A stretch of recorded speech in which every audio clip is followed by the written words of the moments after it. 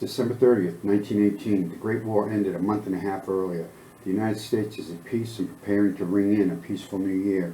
The doughboys of the American Expeditionary Force on the Western Front are anxiously awaiting news when they would be going home. However, there is an exception.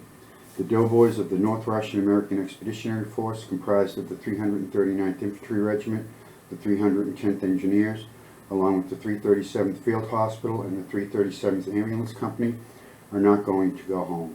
They are preparing to go into a battle. This is a story about a group of American draftees who were inadequately trained and abruptly sent to Archangel, Russia to guard war supplies. Their mission had been defined by the President of the United States. At first, President Wilson was against American intervention. Wilson stated in his aide memoir, July 17, 1918, "It feels it to be its duty to say, so long as the military situation on the Western Front remains critical, consent to break or slacken the force of its present effort by diverting any part of its military force to other points or objectives." However, further on in the document, President Wilson reverses course and states, "The only legitimate objective for which American or Allied forces can be employed," it submits, "is to guard military stores. There is immediate necessity and sufficient justification." Wilson then warns, it feels that it ought to add also that it will feel at liberty to use the few troops it can spare only for the purpose here stated, and shall feel obligated to withdraw those forces in order to add them to the forces at the Western Front. If the plans in whose execution it is now intended that they should cooperate should develop into others inconsistent with the policy to which the government of the United States feels constrained to restrict itself, their mission changed as soon as the troops landed on the dock in Archangel. The North Russian American Expeditionary Force became part of a multinational force under British command. The mission was not to guard war supplies. It was nothing less than to defeat the Bolsheviks. Since the day they landed, September 4th, 1918, these American soldiers had been actively fighting and dying in North Russia. By October 1918, the commanding officer of the Allied force, British General Edmund Ironside, stopped all offensive action. He was preparing to set up winter quarters. However, in December, Ironside saw an opportunity to push the railroad force front line forward to Pletskaya, some 50 miles down the track. Pletskaya was an important strategic objective. The Archangel-Pletskaya Railroad joins the Trans-Siberian Railroad. Once Pletskaya was captured, Ironside could set up his winter quarters and prepare for a spring offensive on the Vologda. The plan was simple. The railroad force would push down the Archangel-Pletskaya Railway, while D Force would push down the Mstas-Pletskaya Road. On paper, the plan looked feasible, but in reality it was a disaster. The only force that succeeded in achieving any part of its objective was D Force, comprised of Company K, L, and I of the 339th Infantry. This is the story of the Second Battle of Kodish, December 30th to January 3rd, 1918-1919, and the brave men who fought and died to take a village that had no significant military value. The order for this attack had been issued on December 27th, 1918. By the next day, the men of Company K and Company E began preparing for the advance on Pletskaya. Each man was issued with 200 rounds of small arms ammunition. The Lewis gunners and Vickers machine gun detachments were to carry every available drum and belt of ammunition respectively. Each man carried 2 days' worth of rations, with 4 days' backup rations, and ammunition carried by 150 slaves. In total, there were approximately 450 Allied men going up against 2,700 Bolsheviks. Company K and Company E had been assembled in Mezhinovsky, a small village halfway between D Force headquarters, Soletsko Detachment, and the Mstas River. At midnight, December 30th, 1918, this small band of men moved out of Mezhinovsky. The first three verses. The verse was about 600 yards short of a mile. The men were marching on the road to Kodish. The snow was packed down, so the going wasn't too bad. However, the attacking force had to enter the woods, then march one verst east. The first three verses. The verse was about 600 yards short of a mile. The men were marching on the road to Kodish. The snow was packed down, so the going was not too bad. However, the attacking force had to enter the woods and then march one verst east until they hit the Mstas River. This 1,166-yard hike was through snow up to their knees. In the darkness and deep snow, 2 platoons from K Company became lost. By the time the column reached the riverbank, they were frozen to the bone. The column crossed the frozen river to the enemy's side. With the heavy forest hiding the column, they made their way down the river. As the column made it down the frozen river, the men could start hearing the ice cracking under their feet. To keep from breaking through the ice and ending up in the river, the order was given to spread out. They made it to the jump-off point on the Bolo's right flank without breaking through the ice by 5 a.m. They were standing there in the frozen river, as well as freezing themselves. The men waited in the Arctic darkness, unable to talk, unable to smoke to calm their nerves. A few minutes before 6 a.m., the artillery support began firing into the Bolo position. Through prearranged signals, an artillery barrage was laid on the Kodish road between verse posts 10 and 11, as well as the village of Kodish. This fire was continued on and off until 9:45 a.m.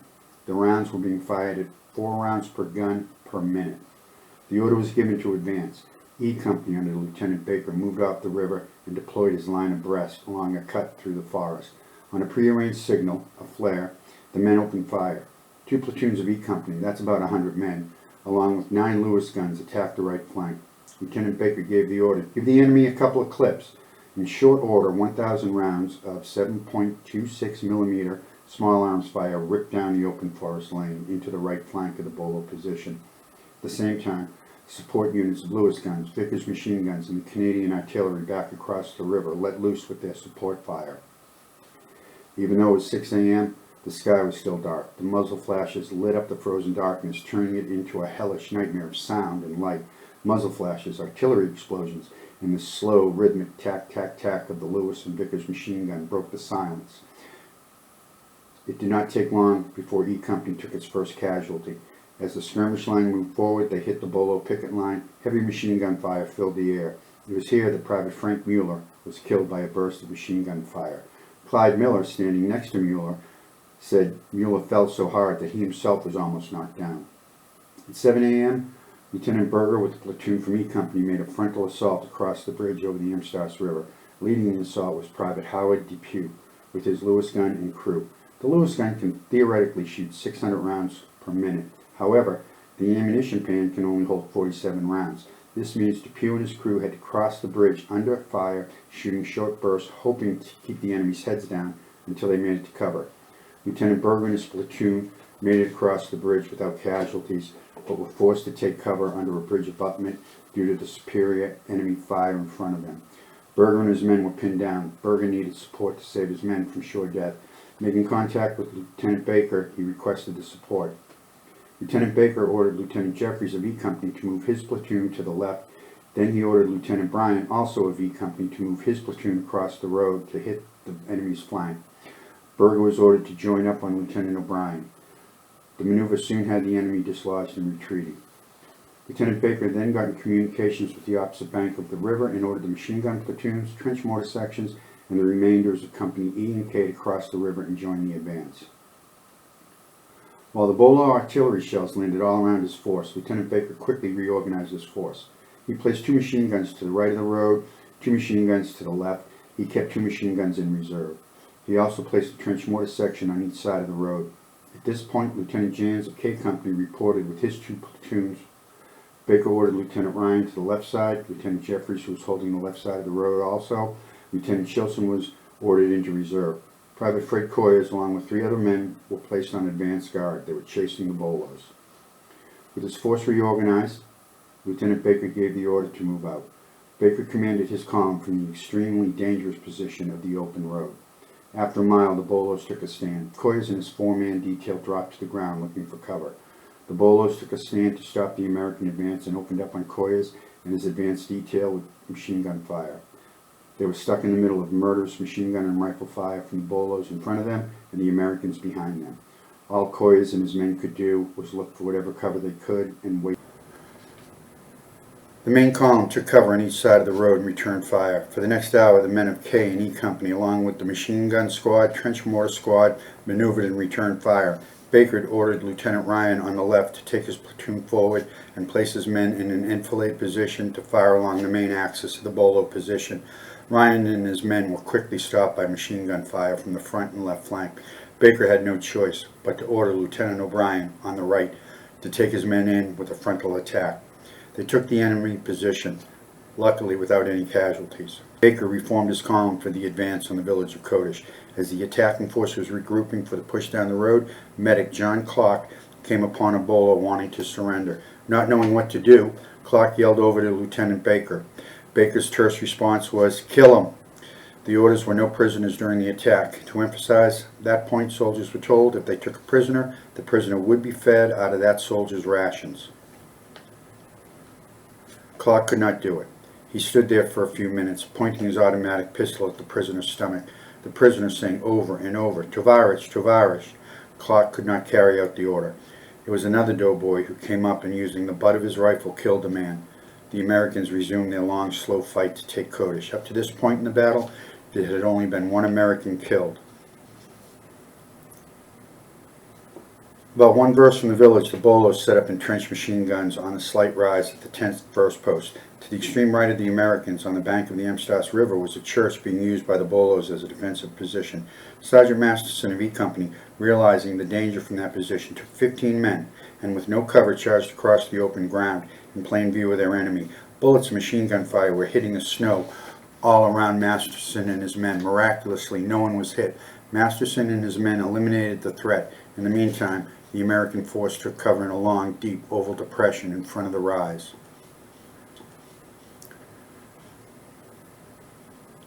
The Bolo machine gun fired away at the Americans. Baker had a problem. His Lewis guns were out of action due to freezing and broken parts. His Vickers machine gun section was at the end of the column. Baker could not wait for the Vickers. He ordered clip fire from his men, ordered Lieutenant Teshin's trench mortar section to lay fire in on the Bolo machine guns. The Bolo had a defense in depth at this point, however. For every 50 to 75 yards was another line of machine guns. As soon as the Bolos were driven from their first entrenchment, a platoon or two were rushed rapidly forward to take the position. Then Baker shouted, "All right, forward," with the rest of his men. Baker pushed his line forward, yelling encouragement to his men as he went across the line, all the while exposing himself to enemy fire. The Bolos were pushed off the rise, and the Americans arrived at the clearing. However, Baker and his men came under intense artillery and small arms fire from the village. Baker had another problem. His men were running out of ammunition. Baker had ordered up ammunition from the pack train 20 minutes before. None had arrived. It was now 12 noon. The sun was up as high as it was going to get in those northern latitudes at that time of year. Baker had to take the village quickly, or they would be fighting for the village in the dark. Baker ordered the right of his line to pull back 30 yards and called for his men to cease fire. He formed a curved battle line to the north and east of Kodish at the edge of the woods. He quickly deployed his forces for a strike in the village. Lieutenant Jans of K Company was ordered to push the left of his line around to the rear of Kodish. Lieutenant Berger was ordered to the right rear of the village. Baker brought up Shilson and his men from reserve and ordered them to the right of Lieutenant Berger. With his men set for the attack, Baker made phone contact with Major Donahue, the officer in overall command. He asked for 10 rounds of artillery on the village. The artillery came whistling in, but not one round hit the village. Nothing could be done about that. The Bolos' heads were down. The attack had to begin. Baker gave the order to Lieutenant Berger, "Hit Kodish." Berger led his men out of the forest and charged on Kodish. Corporal Seskal stood, exposing himself to deadly enemy fire, shooting his Lewis gun from his shoulder. He made quick work of the enemy defenders, then charged in. Corporal Wilkes, after silencing a machine gun, charged across the open field, firing as he ran. Lieutenant O'Brien, moving his men forward, was hit in the knee and went down. Lieutenant Tesson, who was 50 yards behind with his trench mortar section, seeing what happened and saw that the line was faltering, left his sergeant in charge, went forward, took command of O'Brien's men. While under intense enemy fire, Tesson quickly and coolly restored order and rallied the men, first holding the line, then moving forward and entering Kodish. As the right of the line was hitting Kodish, Baker ordered the left of the line under Lieutenant Jans to move forward. They were stopped cold by 3 machine guns. Due to the success of the right side of the line entering Kodish, however, the Bolos began evacuating that position. Jans and his men were able to silence the 3 machine guns and enter Kodish from the left. The village was now in American hands. However, the Bolos were not going to give up that easily. The route of the Bolos from Kodish was not a route. The enemy had retreated to a secondary defensive position at the 12th verst marker. Spread across the road out into the edge of the forest, The Bolos had prepared dugouts and machine gun positions, which were well within firing range of Kodish. The Bolos were prepared to stop the advance. The men of K Company and E Company, as well as the machine gun and trench mortar units, were exhausted. They had marched for 6 hours in sub-zero weather, then fought a running gun battle for another 7 hours. They were tired, freezing, and hungry. It was only natural that they looked for any kind of shelter that offered some modicum of warmth and a chance to have hot coffee and hardtack. While K Company and the machine gun platoons pushed forward, the men of E Company looked for shelter in the village. It was not really a village. It was composed of a few log shacks on each side of the road, more like medieval peasant huts. The men found what little shelter they could among the dead bolos and filth in the huts. They ate their hardtack and bully beef around small fires they started in the main room of the huts. As the men began to feel the warmth of the fire, machine gun bullets started to slam into the walls of the room. Corporal Gaiman was hit in the hand, while Private Sergeant Stricker took a round as well. Luckily for those two men, the battle was over. For the rest of the men, it was just the beginning of a nightmarish hell. By 3 p.m., darkness fell on the battlefront. The only light came from artillery rounds, rifle fire, and flares. Lieutenant Ryan, with 15 men, found himself out front and alone. They fought off attack after attack, holding the line. Elsewhere in the frozen battle line, an ad hoc platoon made up of men from K and E Company, along with 2 machine guns, fought a desperate. A platoon from K Company and a platoon from E Company were being encircled by an overwhelming force. Private Barone of Headquarters Company, seeing the desperate situation his friends were in, grabbed a trench mortar. In plain view of the enemy, he fired off shell after shell, stopping repeatedly to remove snow and ice that were clogging the tube. In total, Private Barone launched 250 mortar shells. He was finally stopped when a bullet struck him in the leg. It was a miracle he survived. During this night battle, the men could see their officers moving from one dangerous place in the line to the next. Encouraging the men to hang on, Lieutenant Shilson, Berger, Jans, and Ryan constantly exposed themselves to enemy fire throughout the night, dodging artillery shells, rifle fire, and machine gun fire. They were taking care of their men. Sergeant Kenny of K Company was moving across his section of the line, checking on his men. He stopped at Private Montgomery's Lewis gun position, surveying the scene as best he could in the dark. He told Montgomery, "Don't let the bolos through the barbed wire." He then pointed out a section where the bolos were trying to break through. Montgomery replied he only had half a pan of ammunition, but he would stay in that damn place until it was gone. After that, he would break the breach and then run like an SOB, because sticking there was certain death. Kenny, crawling through the snow, moved on to the next position, but he never made it. A bolo bullet went through his mouth. Medic John Percy, who was nearby, saw Kenny get hit. Percy crawled over to help, but it was too late. Percy, while under fire, dragged Kenny's body off the line. The dead and the wounded were growing. Lieutenant Berger, taking a short respite, lit a cigarette and was also shot through the mouth. He was still alive, though. 4 of his men carried him to the rear. He died the next day. Private Franklin, manning his Lewis gun position on the crest, was machine gunned in the back while loading a new pan of ammunition. The wounded men had no chance of survival. The sub-zero weather could kill a wounded man quickly.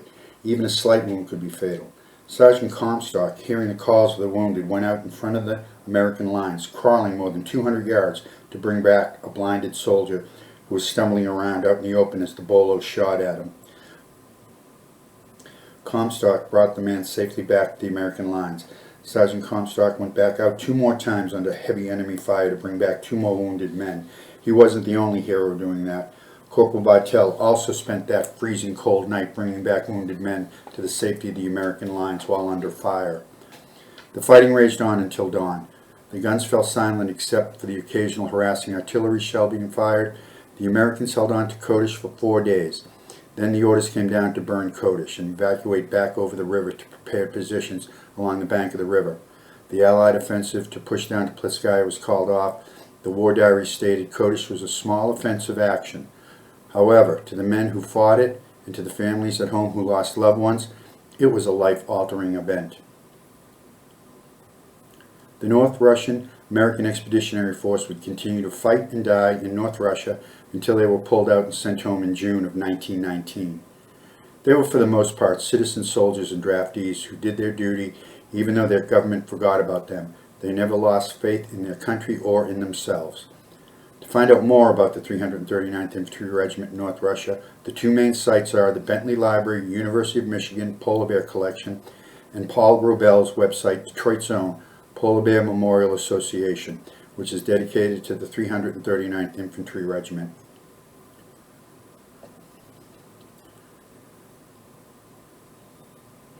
Thank you for watching. If you like this video, please hit the like button, click the share button, and ring the bell. If you'd like to see more videos like this, please hit the subscribe button.